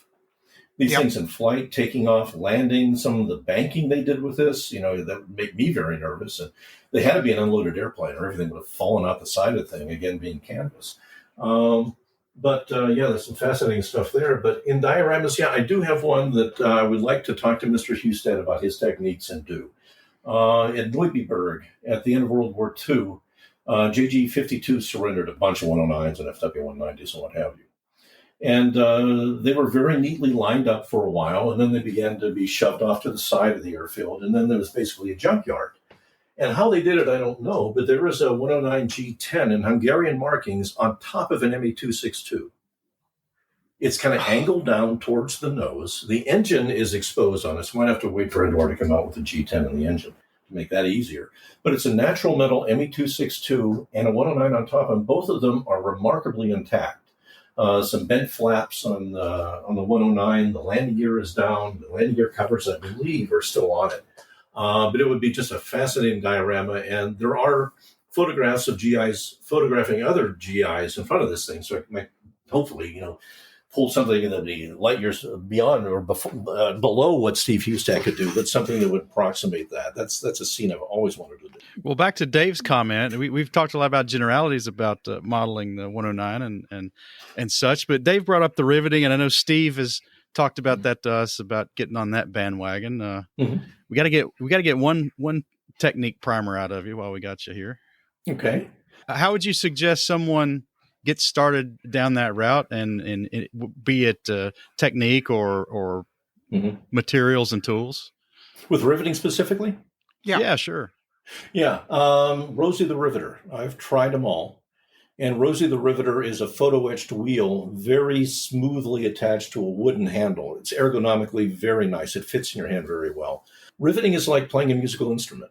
You have to practice at it quite a bit to get reasonably good at it. And I did this on practice birds for years before I felt comfortable. First one I did was in fact, it's sitting right next to me. It's an Iraqi. It's another whiffer. An Iraqi 109. Of course, I never had them, but is a Tamiya kit that I finally went ahead and riveted the whole thing. If you put a riveted model that, again, with Rosie the Riveter, whatever you use, next to one that's not, there is absolutely no comparison between the two. The visual depth that comes from the riveting, the way it holds the wash, if you use oils for wash, it'll collect around the rivets and panel lines and that sort of thing. And it's just that much more captivating to look at that than everything else looks boring when you put it next to it. Libor Jekyll, I hope I'm pronouncing his name correctly, in the Czech Republic, was one of the first that I saw do this. Oh, yeah. And he does a magnificent job. Oh, God. Unbelievable. He's a spectacular model in every sense, and again, we get into a craftsman versus artists, and that's right. His book is fantastic. Truly. Yes, it is. Yes, it is. And he started doing this, and I thought, let's try that. And that is how Blenheim, I think it may be a Dayton regional or something in 72nd scale. And the modeler had riveted that. And I thought, okay, this is it seeing it in the flesh. And that looks very, very, very nice. Like I say, it adds a depth to it that you just don't get anywhere else. So just started experimenting on parts here and there, a wing here, a fuselage there. But again, Rosie the Riveter, and for 72nd scale, I use the 0.040. I believe that's millimeters. And again, it's just a very smoothly operating tool. As far as doing wings and lots of straight lines, I've got a flexible steel band, so to speak. It's almost like a roller, but it's probably 5 thou or 3 thou. One of flexible, like an erasing template, if you remember those. Right. And you tape that to the wing, and you just very carefully go over it. Being careful not to override it or wander away from it. That's where the practice comes in. But working on fuselages, 109s are riveted along fuselage stations. There are 9 of them. And it's kind of interesting. They go front and back of one station, then nothing, front and back of the next station, then nothing. And that's how it is. There's no way really in my mind to do that with a guide, with a mask or ruler or anything like that. So what I do is take a pencil and I'll darken the panel line with the pencil and then just very carefully by hand go top to bottom. And then go to the next one. And you get the wheel, and you have to keep the panel line to the left of the wheel, so to speak, so you can see where you're going. But that's how I do that. And then the 109s were also clamshells. And there were 2 halves, kind of like a false World War I plane, that were riveted together. So the panel line exists on the top and the bottom, as they do in a 110 and an ME-262 and many of the things that Messerschmitt had built. And for years, I had to write on my description on the model when I'd enter in a contest, says the seam on the fuselage spine belongs there. Yes. Every now and then, now I think that's pretty much common knowledge. But for that, again, given the very tight radius, you've got to do, or I have to do that just by freehand running it down the spine of the fuselage on both sides. So that can be a little bit of a challenge. Curves can be a bit of a challenge too, but after a while you just get used to that. Practice on sheet plastic or old kits, or take some of your, the running starts and just, have at it with that. But to me, it's a world of difference. And I said at the time that I will never not rivet a model again. I remember when you said that on the 72nd scale forum after you had shown the first one that you had done. Now, I take it the vast majority of your riveting you do while the part is the model's not assembled. In That's other correct, words, yes. you do the wing top side, wing underside, and then you put together and do whatever little riveting you need to unite the model. Yeah, curled around the leading edge. It's pretty easy, actually, once you've riveted a line, to take this and gently put the teeth back in that line and continue it. Likewise, if you're doing the fuselage, as I mentioned, going top to bottom in a station around a panel line, you can stop. You almost have to, because ergonomically it just doesn't work. So you do the bottom, and then you have to reposition your hand and then go around over the top. It's fairly easy to find where you left off and get the teeth back in that hole, and then continue the riveted line. Now, you mentioned wash, and that is the whole. I mean, if you rivet the model and don't do something to make it pop, you've put in a whole lot of effort that very few people are going to see. You use an oil wash, right? Yeah, absolutely. Just a classic tube oil and mineral spirit, or what type of wash do you use to accentuate that riveting? I use Grumbacher odorless thinner for that. Yeah. And it's actually, Dave, it's not really a wash. It's basically a thin paint. It's much more has much more consistency than a wash does. So if you look at some of the photographs and the builds I did on 72nd scale aircraft, you can see I'm just painting lines over all these rivets and panel lines, and it looks absolutely terrible. But let it set up for 10, 15 minutes and take Q-tips and just start brushing them top to bottom on the fuselage, where gravity, of course, would pull down rain and that sort of thing, and then backwards on the airflow on the wings. And it's amazing the effects you can get remarkably easily. I see people going through all kind of gyrations. Remember the waffle stomp method of weathering? Every panel line had to be accentuated in a darker color of the undersurface color and all the rest of it. And now marbling has come into style with these photo etch marbling things and that sort of stuff. But I find using this in Q-tips, you can get remarkable things, just dirt flowing back from open panels or panel lines or access hatches and along the rivets, even on a spinner. You have a rivet row around a spinner. You can just pull back on the oil that's been placed in there, and you can actually get grime coming back from each one of those little rivets doing that. It's embarrassingly easy. You can overdo it. And the thing with weathering is, when you think you've done enough, stop. When you think you've done enough, you've done too much. So stop before you get to that point. But oil washes, I've tried watercolors. Rob Willis, who's a superb modeler, got me interested in watercolors 30 years ago or so. And they work okay. But the problem is they tend to flow out of panel lines. You'll have water in the panel line, all the pigment will go on the outside, you wipe it off and you're done. Oils will not do that. Oils will stay where you put them, particularly if you make them thick enough, and then use that as just part of your weathering process, the grime dragged back from that with a Q-tip. And I'll tell you, for me, the reason I asked you about your wash, quote unquote, formula is that for me, tube oils and mineral spirits seem to work so much better than any pre-mixed product I've tried. I've not found a pre-mixed product that comes close to what I can whip up in a couple of minutes. Yeah, exactly. And it's so easy with various colors too. I'll take a burnt umber and a raw umber and a couple of different grays, a light gray and a darker gray, and I'll just mix them up, a dab of this and a dot of that. If you're extending a flying surface, aileron or elevator, then you go with much darker grays and some of the browns mixed into it. If you're just on the wing route. And here's the other thing that I do with that stuff. You wipe it off with a Q-tip, keep one of your grimy Q-tips handy, and then take that and just dab it along the wing route vertically. And you can get some grime there, footprints and appearing things, and just built up grime doing it that way. And that's been very useful in the past to do that.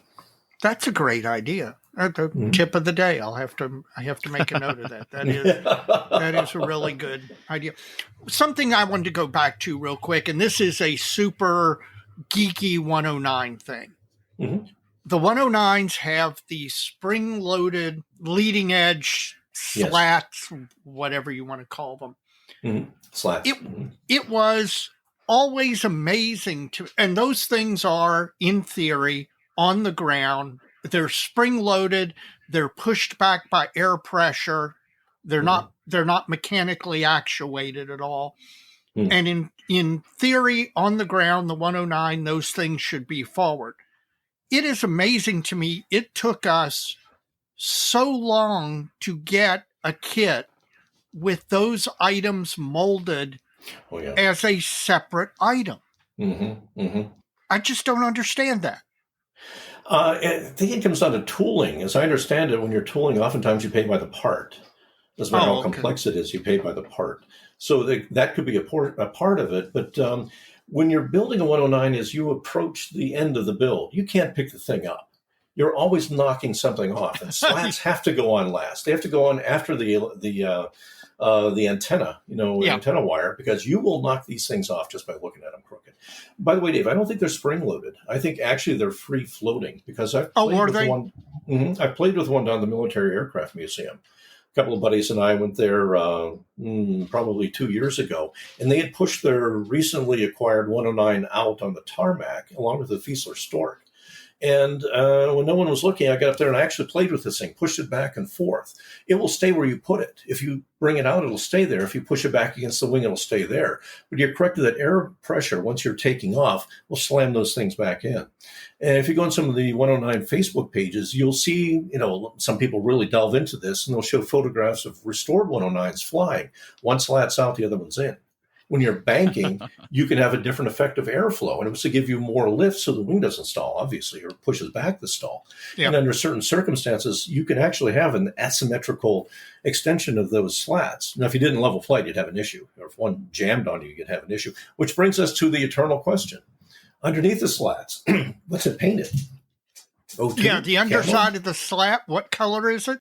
The eternal question of underneath the slats, was it O2 in the early birds? Was it the camouflage greens and grays? And you can see photographs kind of demonstrating both. I've seen more photographs that show the camo underneath the slat. Was it part of the interior? Not really, because when the slat's out, that's the exterior of the wing. Right. And this 109 G10 that I mentioned, sitting on top of the 262, it's at such an angle that both slats are out, and you can clearly see the demarcation of the color line going in that area underneath the slats on the wing. So that made me a believer. And that kind of makes sense in theory. On the ground, most of the time, now those slats got pushed back all the time, but in theory, if this thing's in the hangar and you're repainting it, those slats are probably going to be out more often than they're going to be in. I can see how that makes sense, but I was just amazed it took so long to get one with those molded as separate parts.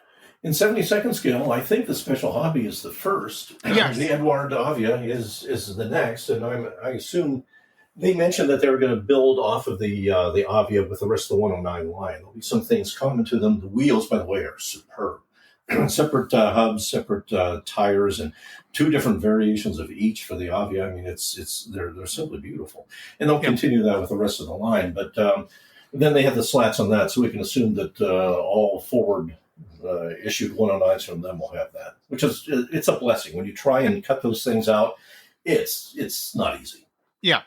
So, how far do you think they'll take the 109 series? Are they going to go starting at the E, or are they going all the way back to the A? Yeah, I think the E is theirs. I think that was done, Edouard, in collaboration with Special Hobby. Right. And in fact, Edouard has just released a boxing of that. So you can see their hand in that when you compare the 109E with the Avia. You can see the same features, so to speak. So they're going to go with the Fs next, the F2 and F4 coming in June. I think in the fall, in September, they plan to do a G2, G4, and then continue through G6, all the way through G10s and Ks. So they'll continue going back. You don't think they'll go earlier than the E? You don't think they'll go into the JUMO A through Ds? Oh, I certainly hope they do. I do too. Oh, yeah. The AMG kit is a beautiful piece of work. It's very, very nicely engineered for the most part. You know, some of the parts don't fit quite well, and they did something really weird with the underwing surface. You know, usually you'll just track back and the flaps and the ailerons will be on both sides or only on one side. In this case, they carved out the lower wing in kind of a wedge heading towards the wing tip. So you have to fill that in. It's not along any natural panel line at all. And just mystifies me why they did that. I was going to say, you always wonder whenever they put something where there is no panel line, why in gosh name did they do that? Yeah, this curves over various panel lines, so you not only have to fill, you have to rescribe, and that's lots of fun. That's always the shape fun. of it. Oh, they nailed the shape. Prior to that, you had the Heller kit and some attempts by Sword and a few other manufacturers that weren't even close. But this again appears to be someone's labor of love. They did a very, very nice job on that. And I'm weird. I think the B through D are really attractive airplanes. Nobody agrees with me, but I just love them. Oh, you've got a friend here with that. I agree with you. Yeah, the Jumo engine 109s. Yes. Not too many marking choices. You could do the Swiss, which are lovely with all the stripes and whatnot. They're very, very striking birds when you do that. Of course, the Spanish Civil War and later Spanish use of them. You can even find them with roundels. Used as trainers by the Spaniards after after World War II, in fact. Well, I particularly like the phony war clashes between the French Hawk 75s and the 109Ds. Absolutely. That'd be an interesting matchup, so to speak. Dogfight double. Yeah, absolutely. Absolutely. Yep. It's on my list.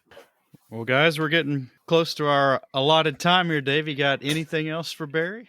Oh, I could talk with Barry all night long. And we have done it in the past. You're right. We'll have to talk offline some in the future at the shows and see if there's anything else. Well, there is. We'll have to decide what of those things we would like to have you back, Barry, for to discuss a little more in depth, maybe a particular kit, some nuances there. I don't know, but we'll come up with something. But, I would love it. This has been an absolute pleasure. And one of my recent fond memories of a model contest was Cincinnati last fall, standing with Jeff Groves, Barry, myself, and your friend Larry Cherniak. Yeah. Oh, Rob Willis was there too. Rob Willis. Larry Cherniak, yeah. And we were sitting there, and this conversation was like 20, 25 minutes long, and it went everywhere, but it was so fascinating. And the discussion that we got into regarding whether or not building faster, even if it makes you a little more error prone, makes you a better modeler in the long term, or whether building slower. I mean, it was just a fascinating, you wouldn't imagine a philosophical modeling conversation. We could go off on that one. That's exactly what it was. And it was just, I stood there, I'll be honest with you, watching you all talk back and forth, and I was in awe. I enjoyed the heck out of it. That was the best part of going to Cincinnati for me. Absolutely. I loved it. Absolutely. I'll tell you, that came from David Boksansky. I don't know if you remember that name or not. Yes, I do. And his motto was build fast. Your skills will catch up to you. I'm not sure he's wrong. It's a fascinating discussion. Well, he would build an ID vac form jet like an F-101 Voodoo in 30-second scale, a vac form, get it done within a month, and take it in. It would be a first place winning model, no doubt, at whatever show he took it to. In fact, for one show, he had taken vac forms of a B-36, a Globemaster, and a Connie. Finished all of those that year, and they were all award winners. They were just superb. This has been great. I can't wait to do it again. Absolutely. Again, thank you, guys. It's been an absolute pleasure on my part, and look forward to seeing you again. You got it. We'll see you soon. Take care. Well, as always, every time I run into Barry at shows in our region, it's always a pleasant experience to sit down and just talk modeling with him. And you never know where those conversations will go. So I really enjoyed that and look forward to seeing Barry probably up in Columbus in February at their show there. So I appreciate him coming on and doing us the favor of talking with it. So, Mike, how's your modeling fluid coming? It's good. It's a good choice tonight. I've had some during the video call last night and had a little Friday night, so kind of eased back out of the weekend with it. It's a very smooth, flavorful, but only an 80 proof bourbon. Yeah. So it's if you've never had bourbon before and you want to try it, it would be a great place to start. Absolutely. Absolutely. You're right. That is a great starter bourbon and not too expensive, but it's not rot. It's not rot gut. It's not rot gut cheap. And, you know, it has distinct flavors and notes to it that somebody new to bourbon will enjoy. Especially if you want one that you're not going to be mixing with something. Yes, absolutely. That is one you want to drink either neat or on the rocks. I've finished the aptly named Good Beer Lager from West Six Brewing over there in Lexington. You know what? This isn't bad. It doesn't have any unusual flavors, but it has body to it. It's not like drinking water. 5.3% means that it's a nice mid-level alcohol beer, which means that you can consume it. And, you know, it's not going to hit you in the face with a 2x4 like a lot of higher ABV IPAs or stuff like that. I can definitely see myself, particularly at a cookout in the summer, having these things around and drinking them around the pool. Well, summer's a little ways off, Dave. Well, we had snow this morning, so yeah, that reminded us that it is a little ways off. But just like the Nationals, it's going to be here. It's going to get here before you know it, man. Well, Mike, we're getting down to the end of the episode, and that leaves us with our shout outs of the month. I'll go first because I'd like to shout out you and Jim and Evan for helping me keep the modeling mojo moving. Again, I've been very surprised that we get together on a Friday or Saturday night by video conference or both. Or both. Yes, we did both this weekend. And I'm surprised again at how much modeling I'm getting done because of that. Whereas sometimes if I come down here on a weekend or a weekday evening after a full day of work, I'll sit down, I'll go to the bench and I'll sit down, but I don't find myself doing much. And it's not for a lack of things I could be doing, but there's something about simply, you know, having you all on the screen where, yeah, we're making jokes, we're doing all sorts of stuff, but by the same token, we're asking each other about what you're doing, what's next, and all of that. And that seems to be highly motivating for me. So I'm going to shout out all of you all, say thank you, because if I get this Musaru build done, it's going to be in large part to what you all have done. So thanks. You're welcome. So you got a shout out? I do. I've got a couple, but the first one is our list of folks who have helped make this show possible. And I got to catch up because I don't think I've made mention of anybody specific since before the holidays. So yes. Folks like Eric Kinser, Terry Wilkinson, John Pisano, Michael DeFelice, Barry Numerick. Now, I promise you folks, this isn't a pay-to-play arrangement.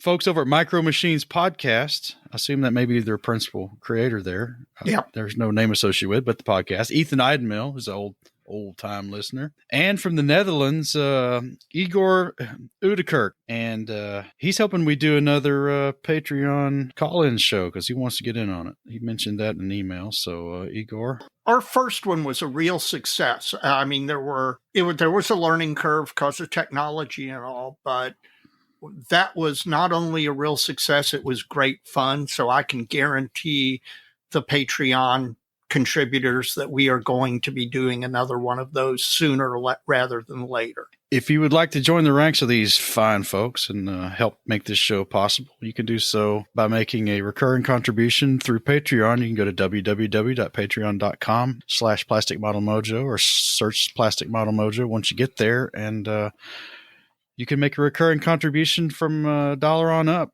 And they'll handle all the billing for that for you every month. If you'd like to do a one-time contribution or manage your own recurring contribution, you can go to www.plasticmodelmojo.com. And in the upper right corner, you'll see a heart icon, which will take you to our PayPal portal. And there you can make a one-time or manage your own recurring contribution. Folks, we appreciate it. You bring this show to everybody else. You help make it possible. Help us keep it fresh and new. So thank you. Indeed. Got another shout out, Dave? No, that had just the one. How about you? Well, one of our old friends from the club, who's actually like me, he's local to Lexington, not Louisville. Mr. Randy Fuller has resurfaced on the Facebook. Kicked off his modeling page again. We should put that in the show notes. And, yes, you're right. He's been flashing photos of his new F-35 he's working on in full Randy Fuller fashion. So, Randy, good to see you doing stuff again. I know you've been busy with a lot of life, and glad to see you back. Well, as a matter of fact, the club meeting was this past Thursday, and I managed to get over there for at least a little bit of it. And Randy was there, and so I got to reconnect with him. It was good to see him because Randy is not only a good dude, but a fantastic modeler. Really talented. It was good to see him active again, and hopefully we'll get to see even more of his stuff in the future. Dave, we're close to the end here, man. I know, as they always say. So many kits, So little time. See All ya. right, man. Take it easy.